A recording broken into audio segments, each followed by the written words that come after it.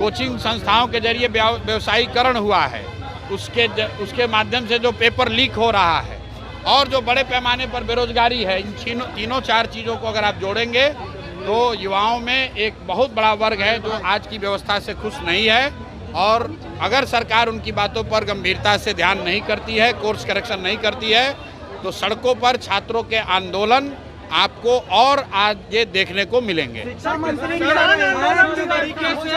तेजस्वी यादव को कह रहे हैं पहले 10वीं पास कर लें।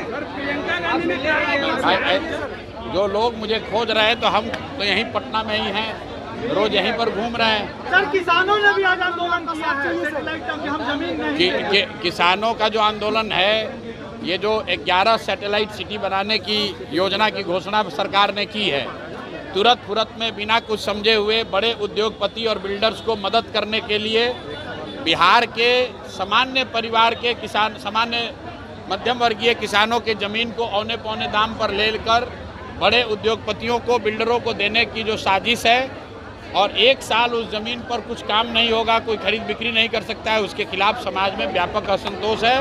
और ये हम जब ये सरकार कानून लेकर आई थी, उस दिन से हम लोग कह रहे हैं कि ये बिहार में संभव ही नहीं है, सरकार इसको नहीं कर पाएगी, समाज में इससे असंतोष बढ़ेगा और बड़े पैमाने पर इस पर आंदोलन होगा। सरकार के लिए संभव नहीं है कि हजारों एकड़ ज़मीन अक्रॉस बिहार 11 बड़े शहरों के इर्द गिर्द इतनी महंगी ज़मीन, आपके पास सैलरी देने का पैसा नहीं, आप इतना ज़मीन एक्वायर कैसे करेंगे? और एक्वायर करेंगे तो किसानों को, भूमि धारकों को उनका मुआवजा मिलना चाहिए।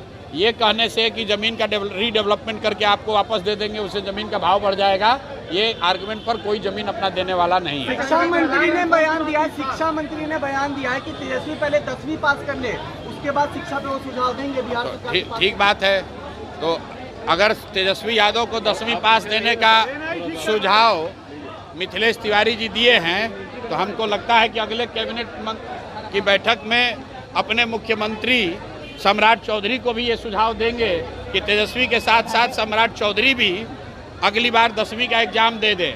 मैं तो बिहार की जनता की ओर से, पढ़े लिखे युवाओं की ओर से, उन सारे लोग की ओर से आग्रह करूंगा कि यहाँ के नेता मुख्यमंत्री सम्राट चौधरी और विपक्ष के नेता तेजस्वी यादव, दोनों आदमी अगली बार मैट्रिक का एग्ज़ाम देकर पास हो जाए, ताकि यहाँ के लोगों का विश्वास हो कि भाई इनको ये मैट्रिक भी पास अपने दम पर कर सकते हैं। दोनों को अगली बार मैट्रिक का परीक्षा देना चाहिए।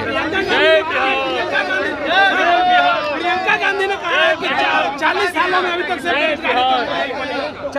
अभी तक बेरोजगारी दर बढ़ी है।